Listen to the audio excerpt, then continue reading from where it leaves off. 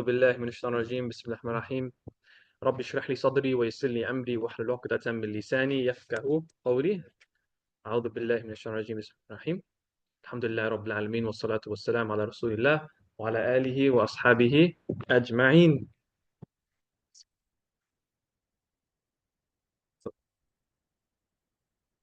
Hi guys.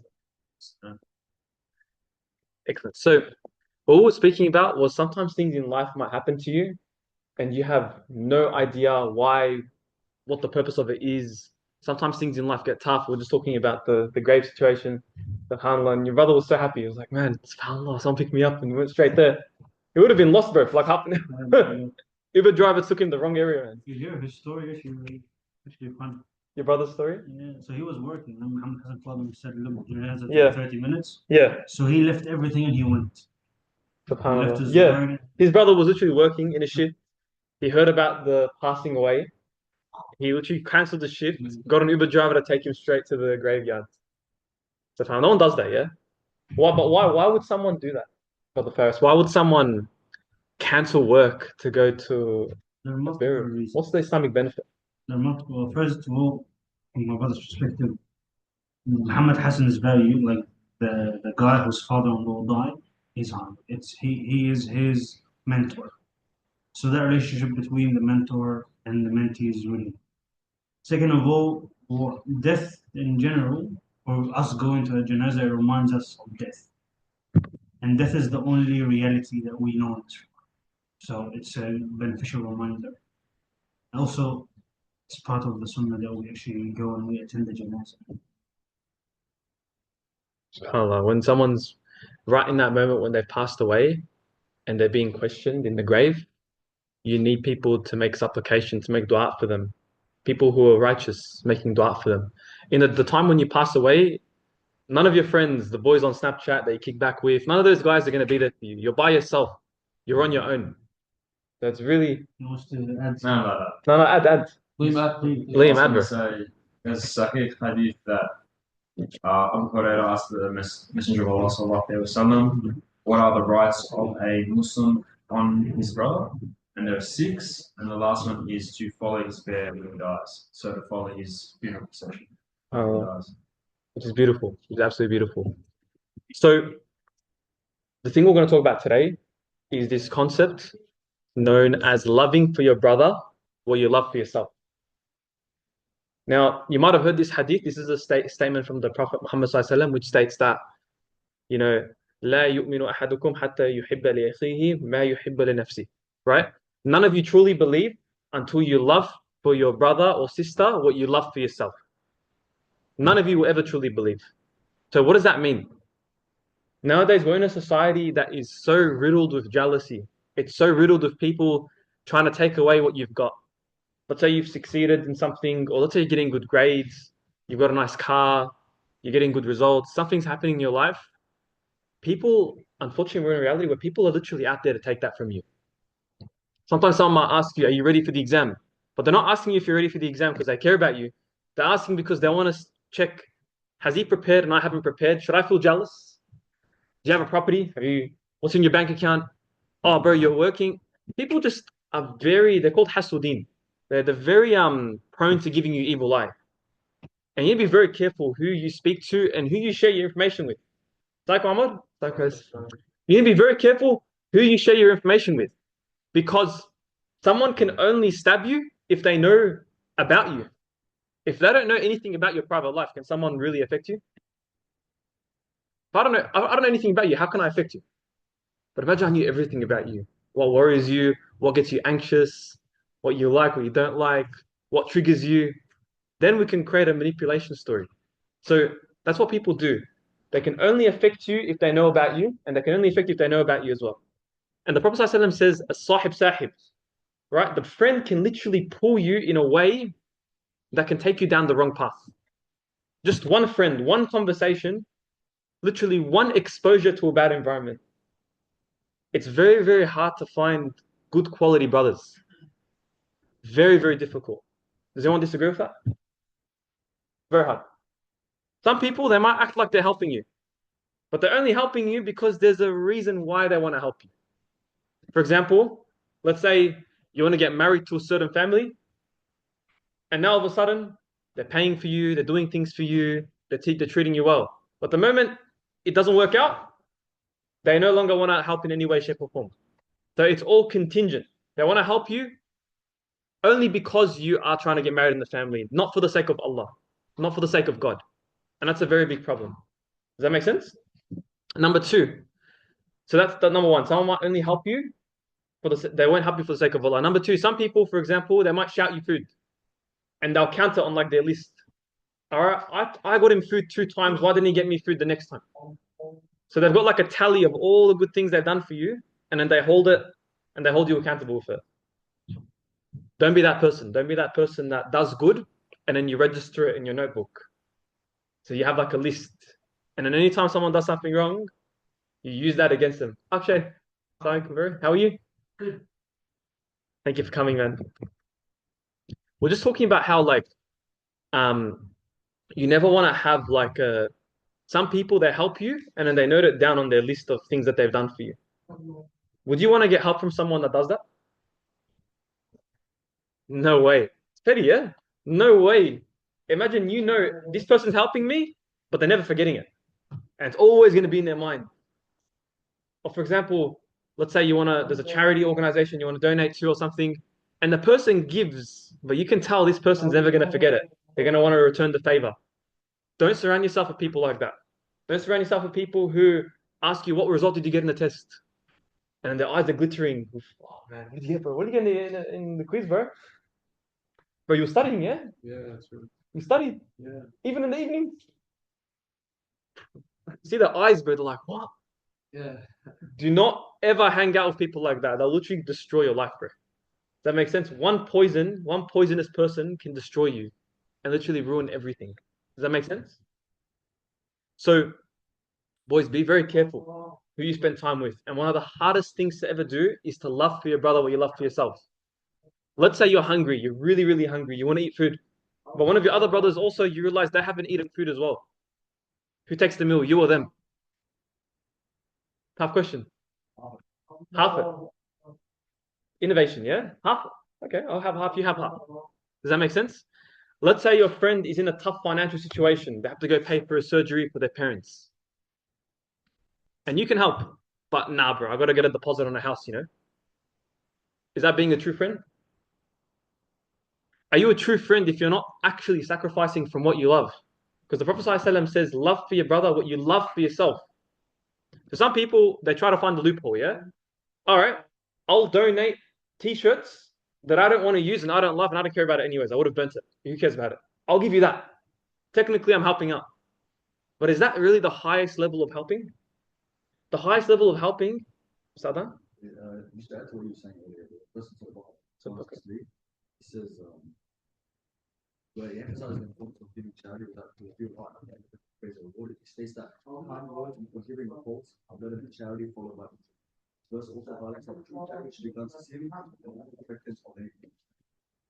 SubhanAllah, true charity should be done sincerely and without the expectation of anything in return.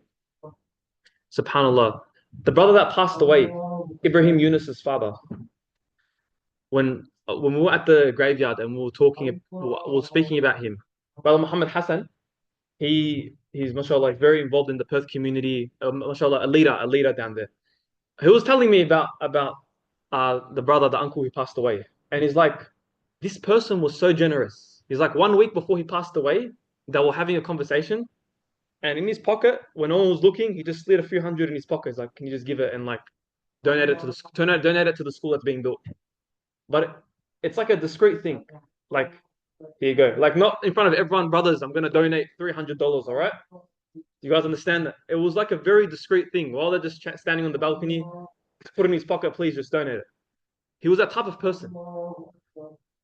The question is, are we that type of person? When we do good, do we want to publicize it? Do we want to take a screenshot every time we go to the mosque on Snapchat? Do we want to put a selfie every time we're at a community event? Bro, volunteering, and you just stack chairs, yeah? And you're like, man, cuz it was amazing, bro. We did amazing. Do you have to hype it up? I'm not saying there's anything wrong with hyping it up. I'm just trying to say, what's your intention? Like, what are you trying to do? Do you only come to events to help out when the opposite gender's there? But if there's only brothers, you're nowhere to be seen. Now you've got an assignment and you're busy. But when there's opposite gender, bro, you're there, you're on time, 2 hours early, you're stacking 5 chairs, bicep curl, this, that. But subhanAllah, when you're with the brothers, nowhere to be seen, bro. You're literally MIA. Now, again, what's your intention? What's your intention? Why are you there to help? What's your reason for coming to help out? Yes, bro. I apologize. I don't want to expose anyone, bro. Yeah. I don't mean to do that, bro. All right. Do you get what I mean, boys? So, well, man, I feel like that one actually exposed some people, bro.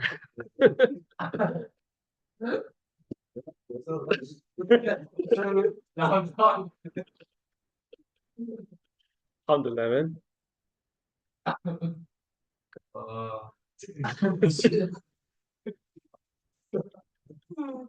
Relax, man.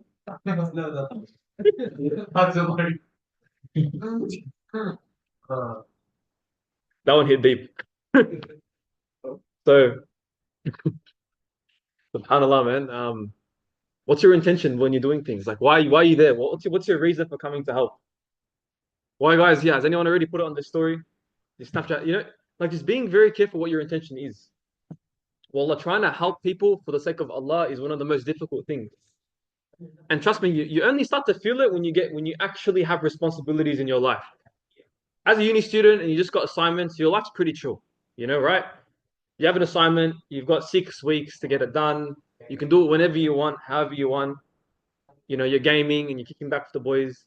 When it gets tough when you're married, you've got kids, you've got responsibilities. You only get like little 5-minute blocks here and there. And then that free time to relax, there's 20 people that need your help. That's when it gets tough. You have like a 2-minute block. 5 people want to call you. You're like, okay, what do I do? Do I call? Do I not call? Should I rest? That's when it actually matters. That's when it's like, okay, are you truly a leader? Do you actually care about the people around you, or do you not care? Do you sacrifice your time? Do you get what I mean? This is the real definition of what it means to want to help. And it's a very tough thing, guys. So do any of us know brothers that are in need of guidance, in need of help, just having a chat? We all do. Yeah? The question is, are you doing your part? Are you helping them out? Are you calling them? Are you checking in on them? Are you taking care of them? You've got to give from what you love. Subhanallah. There was one of my friends, I mentioned this in last year's halaqah, but I mentioned it now as well. One of my friends, he's got, there's like wireless chargers for the phone, but the block, whatever it's called, the power wireless, what's the name? Anyways, portable chargers, yeah. He had a really good one. It was worth like probably $400-500. Now, subhanAllah, this brother, he doesn't work, and he's a student of knowledge. So he's trying to, inshallah, like he speaks, he learned Arabic from scratch. He learned fiqh, aqidah he studied overseas. Student of knowledge, like Abdurrahman Hassan, similar level. MashaAllah, MashaAllah. Like, so he went to an MATW event, like a charity organization event. And one of the founders, like a rich millionaire, was like, oh, you got a really nice portable charger. And bro, I was literally next to him in a heartbeat. He's like, here you go, it's yours. Bro, you know what I mean? Like, thank you guys. He's like, here you go, it's yours. There's your portable charger. And then the person was like, what? What do you mean? What do you mean that's my portable charger? Blah, blah, blah, blah. He's like, that's yours. That's for you. And the person, the big boss was like shocked, like, what? No, I have to pay you for this. And he's like, no, it's yours. Here you go. And I've seen this brother, mashallah, like everywhere we go, bro. I've known him for 7-8 years now. Every single place, anywhere we go, he gives. Like he'll have like a beanie, here you go, a t-shirt, here you go. Bro, just give. Someone's, the floor's dirty. Someone needs to pray. He'll get rid of his expensive t-shirt, chuck it on the dirty floor, and go pray on this. He doesn't care. He just does not care about this sort of stuff. The dunya doesn't. The dunya, this world has no bearing on his heart. There were times when we were in high school where he literally had like $6-7 in the account. He would pay for all the boys, and his account would go negative. And everyone called him stupid. Like, what are you doing? What are you doing? How dumb is that? And he always knew deep down in his heart that he's doing the right thing. You know, he never ever once thought he was making like a irrational financial decision. You know, how a lot of us we think twice. Should we really do this? Should we really do that? You know, if I pay for my friend, that's $20. That's an hour of my time, plus taxes, and no, it's not worth it, bro. But sometimes you can't think like that. You just got to do good, bro. You got some when it comes to doing khair, doing good for the community. You can't have that rational. Should I do it? You just go for it. If you're gonna go buy a property, you're gonna invest, start a business, different story. Put the numbers in the calculator, speak to an advisor. But if you're gonna do good, you're gonna help someone. Don't think about it logically. Follow your heart. If your heart's telling you do it, bro, you do it. That's it. Simple as that. Think about the consequences later. Does that make sense? And so, subhanAllah, this brother, he did these things for all of our life, sacrificing day in, day out. I call him, I'm like, bro, this brother needs help. He'll be there 2 a.m., 3 a.m. It doesn't matter what the time is. He has no, I guess, he's not thinking about himself. And so, subhanAllah, what happened 3 years ago was he wanted to go overseas to study Sharia law. He wanted to go study Islam. He wanted to learn. But there's no money, bro. That's what I'm saying. There's nothing to go with. SubhanAllah, literally that day, he went to 2 masjids, 2 mosques. First masjid he went to, an uncle sat next to him, and he's like, hey man, look, I know you're a good person and you want to go overseas. I want to sponsor your entire trip. Food, water, drink, everything. Everything, whatever the amount, 10K, 50K, I'll give it to you cash tomorrow. First offer. Second offer, he goes to another masjid in the evening, literally in the middle of nowhere, somewhere in the regional Victoria. He literally goes there, and another brother gives him the exact same offer. Real story. Now you might think I'm waffling, but why would I lie about this? What am I going to gain by lying? This is a real true story. That's what happened. And he calls me. He's like, "Oh, Mahdi, bro, like, I don't know what to do, man. I got 2 people." I'm like, "What?" I'm like, "What?" They're actually offering. I'm like, "Are you sure there's no catch to it?" I was like, very logical, my bro. There's probably a catch. I'm like, they're probably gonna employ you full time, and you have to work for them or something, or maybe you have to join their masjid and you can't leave. I'm like, there's definitely a catch. They're investing because they want to return. So I double check for myself, and I realize they don't want any return, bro. They want no return at all. Nothing. They just want to do good. They got a lot of money in the bank, and they just want to use it for good. They don't want to just buy another TV or another pool in their backyard. They actually want to use it to get an Islamic return on their money. And so he did it. Literally next day, he met the brother. Brother cashed him in hand. He went overseas, and it was gone for a year studying Sharia. MashaAllah. And then the brother had excess money left over because he was trying to be very careful. He didn't want to spend it because it's not his money. So like he just got enough to survive, and that was it. And there was an excess. And so he calls him. He's like, "Look, I've got this much excess. I want to return this back to you, inshallah, when I come back." He's like, the guy's like, "No, it's yours. Keep it. Go travel to another country. I'll give you more." This type of offer, you will never get it from anyone unless they love you for the sake of Allah.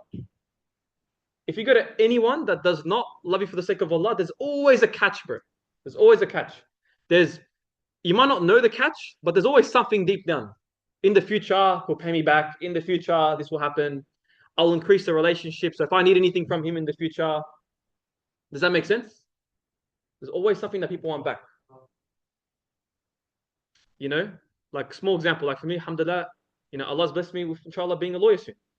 A lot of people, when I talk to them and they help me, I'm always got in the back of my mind. Are they helping me because in 2 months I can do the legal work for them? What's their intention?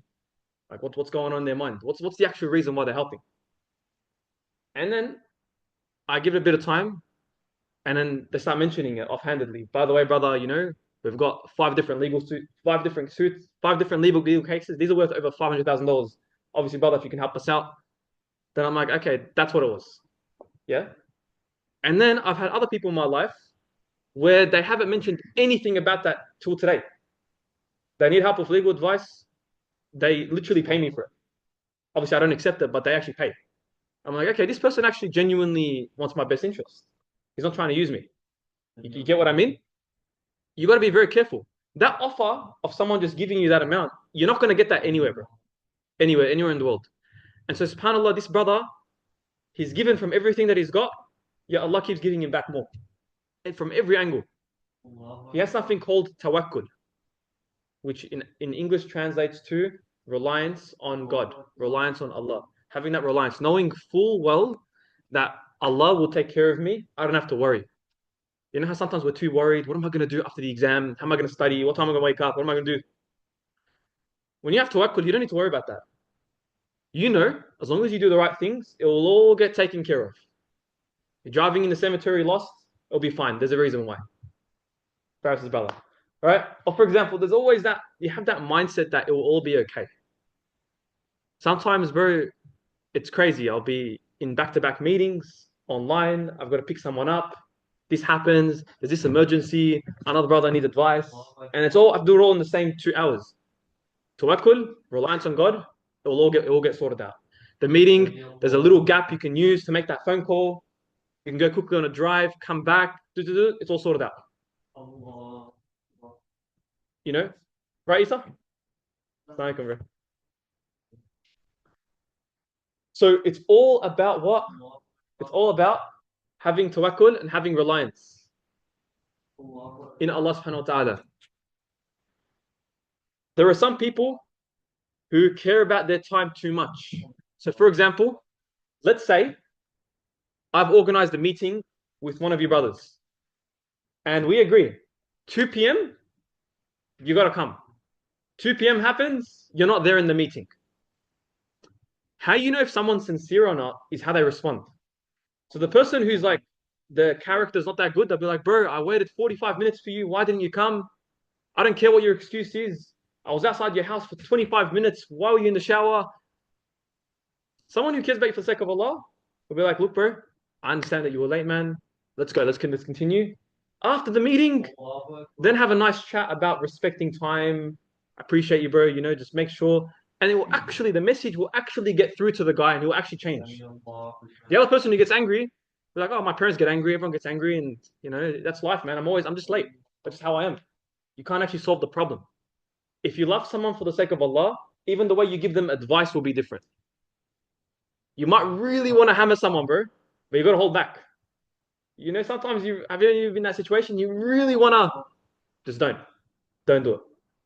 Someone's done something wrong, or you got a little brother that broke a big vase that's worth $50,000 and this and this. You're about to hammer him, don't hammer him. Calm down and think, what would the Prophet Muhammad sallallahu alaihi wasallam do? How would he respond? And sometimes, again, it's really hard. You might have someone jealous in your life, or someone constantly spamming your messages, or someone constantly causing a massive headache for you, and you just want to cut them off. Don't do that. The best way forward is to win them with love.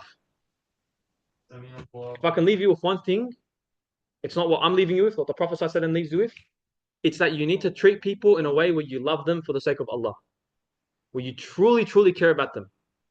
When Abu Bakr as-Siddiq radiallahu anhu, or when Umar al-Khattab, when they were asked by the Prophet Muhammad ﷺ, who is able to give, who is able to sacrifice, who has funds that they can actually share, you know, offers were made. And all of a sudden, Umar radiallahu anhu, he put his hand up and said, I'm going to give half of everything I've ever owned to help. And then Abu Bakr as-Siddiq, what did he do? He gave all? Yes. I'm just emphasizing the point, yeah? He gave all. Every single thing he's ever owned. Everything. Just because the Prophet ﷺ needed it, just because the community needed it. Keyword, the community needed it. Unfortunately. Sorry? He ended up richer than everyone else. Yeah. That's really good. Can you say that louder? I want the mic to catch it. He ended up richer than everyone else afterwards. Well. Exactly. He ended up richer than everyone else, even though he gave everything. Isn't that crazy? You know, there's a lot of non-Muslim CEO millionaires. And one of them in particular, he was in an interview and they were asking him about how to make money. Did anyone see it? He gave an advice about charity. It's very popular. They asked him, what do you do? How do you build such massive wealth? And he's like, look, mate, I don't know about what it is. I don't know how it works. There's something about the world where if you just give money, you get at least a 10% return on your investment. I don't know how, I don't know what happens. I don't know what the molecules in the world do, but you always get it back. And it's like, this is just something undoubtedly I've just noticed and seen in my life. That's what he said in his own words. He's like, when you give, you're going to get it back. And Allah promises you, it's a guarantee, yeah, Qard Hasan, where Allah will give you, Allah says He's going to give you a goodly loan. Now, obviously, God can't give you a loan. It's metaphorical. Yeah? You can't actually get a loan like from the bank or something. But essentially, or you're giving God a loan. The idea is, whatever you give to God, Allah will multiply that for you, and you're going to guarantee get way more back. How's that even giving? How's that even giving a loan? That's literally a 1,000 times return on investment. You're guaranteed going to get it back. Guaranteed. I've got a few friends who, mashallah, are very, very successful. One of the brothers, I became friends with him at a charity organization called Human Appeal. I don't know if you guys heard of it. It's a charity organization across the world. And pretty much, we were doing some fundraising. Alhamdulillah, they invited me to be the MC, so to speak. And I was co-MCing with him. He was MCing, I was MCing. He's an uncle, mashallah. He's 55 years old, very successful businessman. And I met him. Very humble guy. I didn't know anything about him, yeah? I just met him. I'm like, hey, how are we going to organize this? Do you want to do the intro? I'll do the intro. What are we going to do after? And we're treating each other like with proper respect. He gave me time. We cracked jokes. And he's like, all right, Dan, let's sort it out. Easy. See you tonight. So we started the fundraising. And he was so humble. He didn't want to take the mic. He's like, no, you talk. Anyways, we're trying to donate. We're trying to raise money to give. It was for the Pakistani flood. Remember the flood that happened, I think, 2 years ago? Yeah? We're trying to raise money for it. And we're asking who can donate. I believe it was $40,000. And no one put their hand up. Right? We've got the audience, it's all business owners, but everyone's sitting there like, 40? Nah, not 40. Probably. Anyways, that brother next to me put his hand up. He's like, I got it. And he got the mic. He's like, guys, and he gave a proper speech on why you have to give. Every time we said a number, he put his hand up. 20K, boom. 50K, boom. 60K, boom. He just kept putting his hand up. That literally motivated the entire audience. Everyone in the audience, bro, people start putting their hand up. 100K, 200K. People start putting their hand up. Now, these numbers are unimaginable. Yeah, no one gives that much to charity, in Coburg. Do you understand what I'm saying? But he led by example. If you want to be a leader, you have to lead by example. If you're not willing to give $1 and you want money from people, good luck. No one's going to listen to you. If you want to be a leader, you have to lead by example. So he put his hand up. He had his son that was in year 12 at the time. I met him that day as well. His son put his hand up, 10K. Daughter put his hand. Obviously, the parents are going to pay, but they're doing that, encouraging their parents to do more. Then his wife, he started competing with his wife back and forth. 25K, 30K, boo, boo, boo. And everyone's just like laughing, like, what? And the number on the screen just going higher and higher to go give to the flood, to help resolve the flood, right? And so by the end, everyone had their hands up. And in the end of the event, he bought, like, they were doing an auction, and there was this really massive vase of flowers, like huge, bro. One of the biggest I've probably ever seen. And so I think he spent 9K, 10K in the auction to get that. And obviously the money goes to help. And then he just gave it to me. He's like, here you go. Thanks for emceeing. And I was like, what? Like, who does that? So there are people like that in this world. They're very rare, but their impact is better than 1,000 people's impact. Do you guys understand what I'm trying to say? And so the question that I want you guys to think about is, do you want to become that person where you can leave such a legacy, where you can put 1,000 people in a room? Your legacy is even stronger for the sake of Allah. You're able to leave such an impact that millions of people can be affected by your actions, where God can use you as a tool. And if you want to become like that, and we want to become like that, now we've got some thinking to do, some planning to do. How are we going to get you there? How are you going to make it? What are your hobbies? Your hobbies right now. What do you do with your time? What time are you sleeping? Who are you hanging out with? Do you have a Snapchat group chat with girls? What are you doing with your time? We need to start sorting you out step by step. Because if you want to leave a legacy, you can't be having these little hobbies and these little habits in your life. You need to genuinely live the life of someone that is able to leave that legacy. You're going to wake up in the morning, you go pray at the masjid, you get your exercise in, and you're straight to giving. What it means is the community is also as important as your family. If someone in the community needs help, you're there. Most people can't be stuffed with that, man. Most people, family time, leave me alone. I don't want to help with the community. You get me? So you want to become, guys. You want to become a community person, community-led, community-oriented. And it's hard, guys. It's really hard to do it. But you need to start thinking like that. Saikum. You want to be that person that gave that loan to help that brother study overseas. You want to give that person that when someone needs a portable charger, you give your portable charger. Not worried about anything. That is the person that you want to become like, inshallah. That's the legacy that we want you guys to leave. Assalamu alaikum, guys.